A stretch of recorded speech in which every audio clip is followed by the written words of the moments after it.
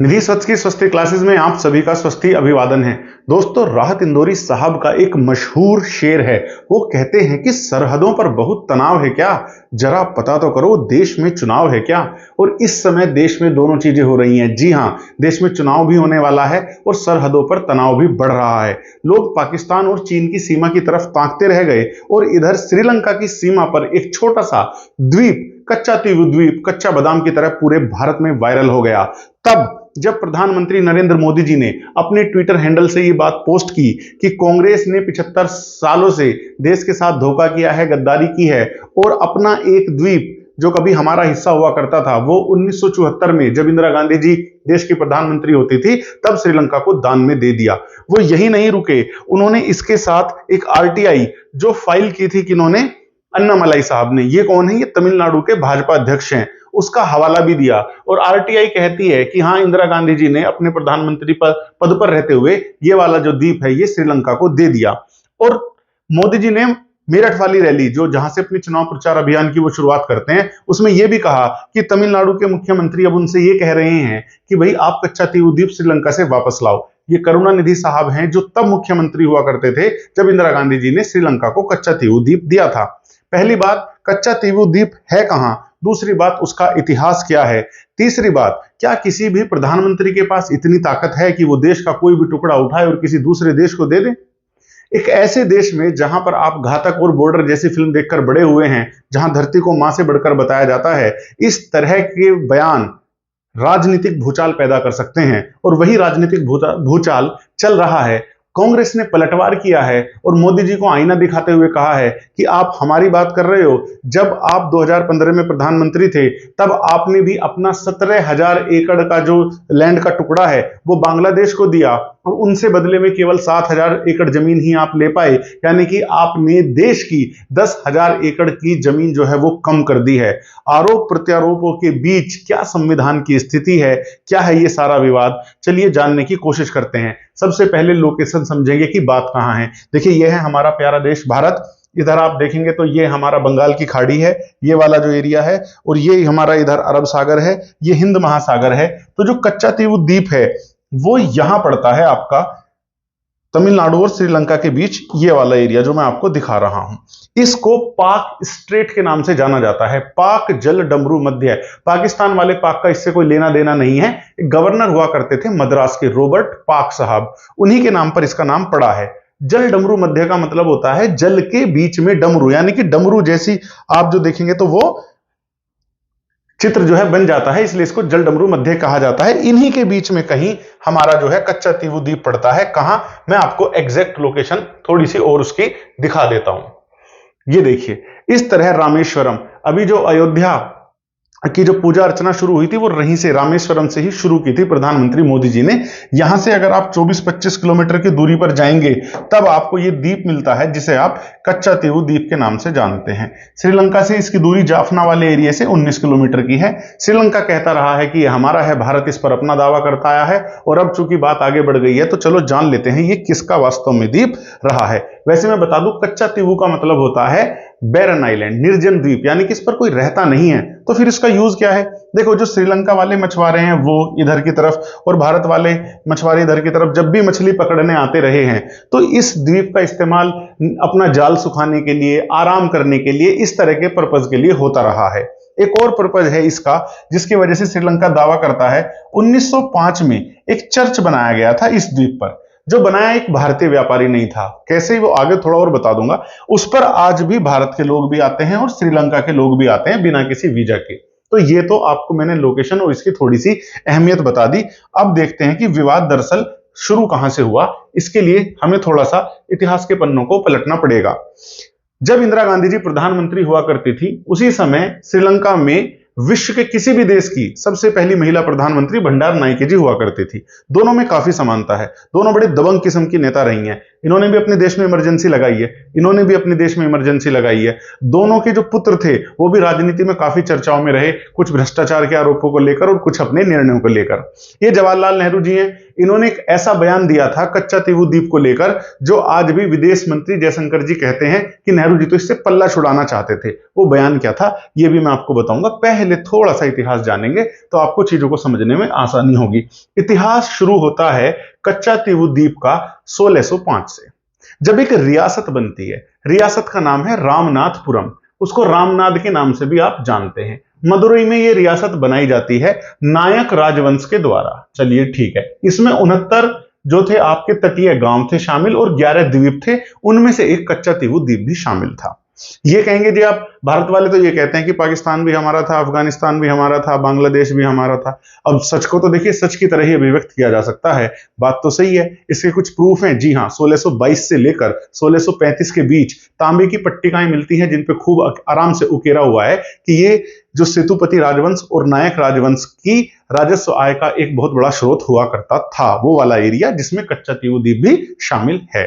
बात आगे बढ़ती है और 1767 में चली आती है जब विदेशी कंपनियां भारत में आनी शुरू हो गई हैं। नायक राजवंश के बाद जो सेतुपति राजवंश इस समय है, जब डच ईस्ट इंडिया कंपनी आई है, उससे ये इस द्वीप को पट्टे पर ले लेते हैं, लीज पर ले लेते हैं। फिर बात आगे बढ़ती है और 1822 में British east India company again Sethupathi राजवंश से इस द्वीप को पट्टे पर ले लेती है, यानी कि साक्ष्य मिलते हैं कि भारत का द्वीप है अभी तक। विवाद कहां से शुरू हुआ? विवाद शुरू हुआ 1921 में। ऐसा क्या हो गया 1921 में? हो ये गया कि दोनों देश, भारत और श्रीलंका, श्रीलंका को पहले सिलोन के नाम से भी जाना जाता था, दोनों पर ही एक देश जो है रूल कर रहा है। आप समझ गए कौन? ब्रिटेन। तो ब्रिटेन वाले ही रूल कर रहे हैं भारत पर और ब्रिटेन वाले ही रूल कर रहे हैं श्रीलंका पर। दोनों के बीच आपसी झगड़े हो रहे हैं, किस चीज को लेकर? मछुआरों के बीच को लेकर कि भाई मछली पकड़ने भारत के जो है वो इधर आ रहे हैं और ये इधर आ रहे हैं। तो दोनों के प्रतिनिधि ये डिसाइड करते हैं कि आओ बैठ के मामले को सुलझा लेते हैं। और तब पहली बार जो श्रीलंका के प्रतिनिधि हैं वो भी ब्रिटिशर्स, बात जो कर रहे हैं जो भारत के प्रतिनिधि वो भी ब्रिटिशर्स हैं, लेकिन हैं तो अलग अलग सरकारें, तो वो बात कर रही हैं आपस में। तब श्रीलंका के जो प्रतिनिधि हैं वो ये कहते हैं कि ये तो कच्चा तीवू द्वीप जो है इस पर श्रीलंका का हक है।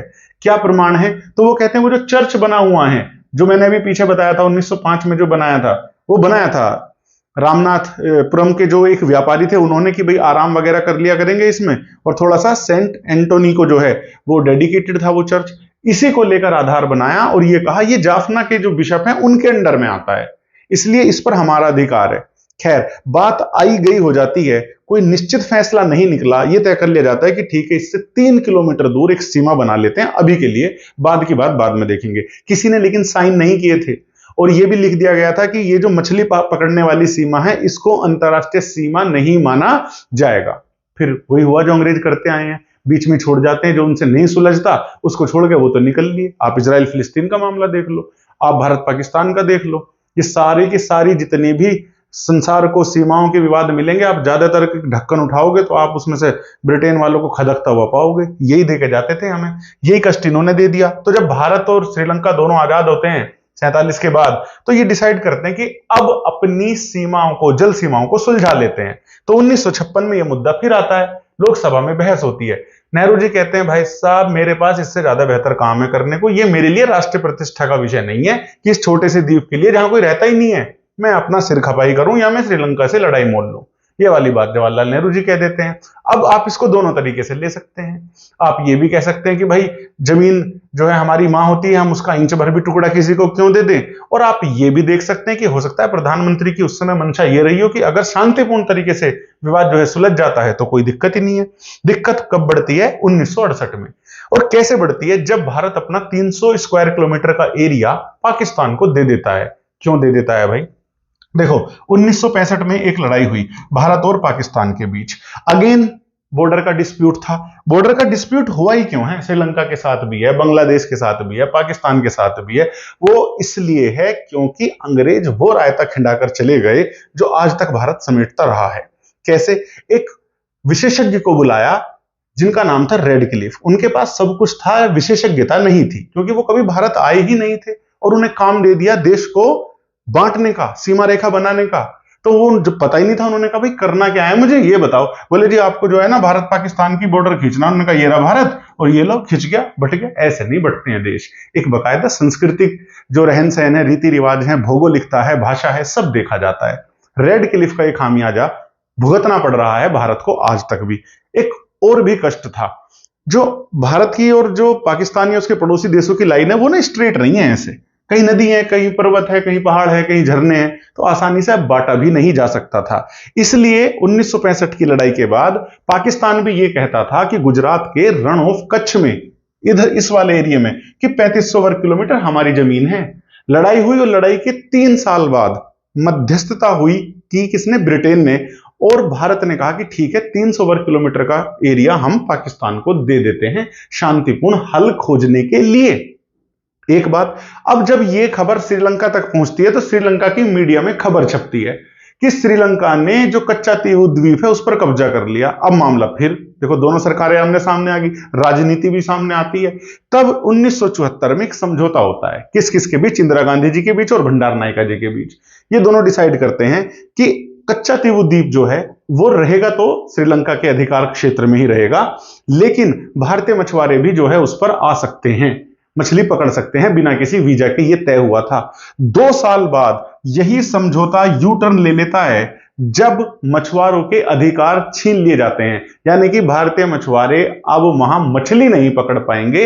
यही वो पॉइंट है जहां से ये कहा जाता है कि इंदिरा गांधी जी ने जो था ये वाला द्वीप, कच्चा तीवु द्वीप जो था, ये श्रीलंका को दे दिया। यहां तक बात होती है। बात आगे बढ़ती है और पहुंच जाती है 2008 में, जब तमिलनाडु की मुख्यमंत्री जयललिता जी एक आरटीआई फाइल करती हैं, जो आज भी सुप्रीम कोर्ट में चल रही है। 2013 के बाद भी एक और आरटीआई फाइल हुई है, यानी कि 2 आरटीआई हैं जो अभी सुप्रीम कोर्ट में पेंडिंग है, जो ये डिसाइड करेंगे कि क्या इस तरीके से अपने देश का कोई भी एरिया दे देना ये संवैधानिक है या असंवैधानिक है। लेकिन मैं बीच में एक बात बता दूं, जब करुणानिधि जी वहां के मुख्यमंत्री थे और इंदिरा गांधी जी ने ये एरिया श्रीलंका को देने की बात की, तो करुणानिधि ने क्या कहा, उन्होंने तो जी अपोज किया था। फिर क्यों दे दिया, तो करुणानिधि जी को समझाया गया, 3 मुद्दों पर समझाया गया। उन्होंने कहा देखिए, पहली बात आप ये समझो, एक तो चीन का जो प्रभाव है ना वो बिल्कुल बढ़ता चला जा रहा है। दूसरी बात, हो सकता है कि श्रीलंका से हमें इसके लिए युद्ध करना पड़े। और तीसरी बात यह है कि अभी तमिल के जो हमारे लोग हैं जो श्रीलंका में बसे हुए हैं, इनका भी कोई समाधान अभी निकला नहीं है। तब करुणानिधि जी राजी हो जाते हैं कि चलो ठीक है भाई, अभी के लिए अगर कोई समाधान बाद में निकल जाएगा तो फिर तब देखेंगे, लेकिन समाधान आज तक भी कोई नहीं आ पाया है। अब मैं उस चीज को भी यहां आपको बता देता हूं जिसका हवाला कांग्रेसी गवर्नमेंट देती है कि जी 15,000 और 17,000 एकड़ जमीन आपने जो है बांग्लादेश को दे दी। वो क्या है, पहली बात समझिए, और इसी से संविधान वाला पक्ष भी समझेंगे हम। देखो ऐसा था, ये जैसे भारत है और यहां पर जो है पूर्वी पाकिस्तान के नाम से जाना जाता था, अब बांग्लादेश है। कुछ एरिया ऐसे थे जो आते तो भारत की सीमा में थे लेकिन चारों तरफ बांग्लादेश वालों से घिरे हुए हैं, या है बांग्लादेश की सीमा में और चारों तरफ भारत से घिरे हुए हैं। ऐसे एरिया को एनक्लेव कहा जाता है। अब इनके बीच जो रहने वाले नागरिक हैं, ना तो उन्हें भारत की नागरिकता मिली है, ना उन्हें बांग्लादेश की नागरिकता मिली है। तो दोनों देशों की सरकार ने एक समझौता किया 2015 में, बाकायदा संसद की अनुमति से संविधान में संशोधन हुआ और आदान प्रदान हुआ। 17,000 एकड़ जमीन भारत को अपनी देनी पड़ी, 7 बांग्लादेश को अपनी देनी पड़ी, यानी कि हम देखा जाए तो 10,000 एकड़ के नुकसान में हम रहे हैं। बात ये ठीक है, लेकिन मैं फिर बता दे रहा हूं कि जो सीमाएं होती हैं उनसे ज्यादा महत्वपूर्ण मानवता होती है। सीमा में बांध के आप लोगों को या तो परेशान करते रहो। इसी को कांग्रेस ने किस तरीके से हाईलाइट करती है, वो कहती है कि भाई अगर 10,000 एकड़ जमीन ही देनी थी तो ये मुद्दा तो हम भी सुलझा सकते थे। अब ये आपके ऊपर है, आप इसे कैसे लेते हैं। आप ये कह सकते हैं भाई जमीन दे दी, आप ये कहते हैं कि मुद्दा सुलझा दिया। लेकिन इसमें एक अच्छी बात यह है कि ये किसने किया है, तो ये संसद ने किया है। इस पर फिर क्वेश्चन कांग्रेस को नहीं उठाना चाहिए, क्योंकि संसद भारत में सुप्रीम है। आप उसके निर्णय पर प्रश्न नहीं लगा सकते अगर आप सुप्रीम कोर्ट नहीं है तो। बात आगे बढ़ी और बात आगे दोबारा जब बढ़ी, जब 2015 आ जाता है। 2015 में श्रीलंका के जो प्रधानमंत्री हैं, विक्रमासिंघे थे उस समय, वो एक बयान देते हैं। वो कहते हैं अगर कोई भी भारतीय मछुआरा हमारी सीमा में आया तो हम उसको गोली मार देंगे। अभी तो बड़ी बात है, छोटा देश है, आपके मछुआरों को धमका रहा है तो बात। और इधर डीएमके ने पिटीशन दोबारा फाइल की कि जी पता करो किस तरीके से हमारा जो जमीन दे दी गई ये कॉन्स्टिट्यूशनल है या अनकॉन्स्टिट्यूशनल है। तब जो सरकार के अटॉर्नी जनरल होते हैं, उन्होंने मुकुल रोहतगी साहब ने ये बयान दिया था कि ये जो श्रीलंका को ये जो आइलैंड हमने दिया था, ये दोनों पक्षों के समझौते से दिया था 1974 में, और अगर हम इसे अब वापस लेना चाहते हैं तो हमें क्या करना पड़ेगा, तो हमें वार में जाना पड़ेगा, हमें लड़ाई करनी पड़ेगी, ये उन्होंने कहा। एक बात 2015 में ही जो आरटीआई फाइल हुई, तो विदेश मंत्रालय ने जो जवाब दिया उसको भी समझ लेंगे। और ये जो अन्नामलाई ने अभी आरटीआई फाइल की, इसमें कुछ नया नहीं है, बात 2015 में भी यही निकलकर सामने आई थी। फिर अब ऐसी क्या चीज हो गई है वो भी बताता हूं, पहले जवाब देख लो। विदेश मंत्रालय का जवाब ये कहता है कि भैया ये जो रियल ओनर कौन है कच्चातीवू द्वीप का, ये बताना बड़ा मुश्किल है, क्योंकि ये किसी के भी लिखित डॉक्यूमेंट्स में किसी की भी ओनरशिप में नहीं था, इसलिए ना तो किसी ने एक्वायर किया है और ना हमने अपनी जमीन किसी को दी है। ये विदेश मंत्रालय का बयान था। फिर अब ऐसा क्या हो गया है, अब ये हो गया है कि अब है चुनाव। भाजपा को एक भी सीट नहीं मिली थी पिछले लोकसभा के इलेक्शन में। भाजपा तमिलनाडु में अपनी पैठ बनाना चाहती है। 1.5 साल बाद इलेक्शन है तमिलनाडु में विधानसभा के भी, और ऐसे में अगर आप एक ऐसा मुद्दा उठाते हैं जो जनमानस की भावनाओं से जुड़ा हुआ है कि जी हमारी जमीन ले ली थी, मैं वापस लेकर आऊंगा, तो जाहिर सी बात है एकदम उबाल तो आएगा ही। एक बात होगी। दूसरी बात, जो संवैधानिक पक्ष है वो सुप्रीम कोर्ट के विचाराधीन है, उसको आने देते हैं, उसका इंतजार करते हैं। और तीसरी सबसे महत्वपूर्ण बात कि भैया ये बताओ, ये मछुआरे बार बार दूसरे की सीमा में जाते ही क्यों हैं, तो इसको थोड़ा सा समझेंगे। देखिए, भारत के जो मछुआरे हैं वो टेक्निक का ज्यादा इस्तेमाल कर करके जो अपने वाला एरिया है उस वाले एरिया में से अपने हिस्से की मछलियां बहुत पहले निकाल चुके हैं। तब आप कहां बढ़ेंगे, तब आप जाहिर सी बात है आगे को आपको बढ़ना पड़ेगा। और अंतरराष्ट्रीय कानून ये कहता है कि आपका जो ईईजेड है, स्पेशल इकोनॉमिक जोन, जो 200 समुद्री माइल तक जिसकी डिस्टेंस होती है, उतने में ही आप जो है अपनी जो संसाधन है उनका दोहन कर सकते हैं।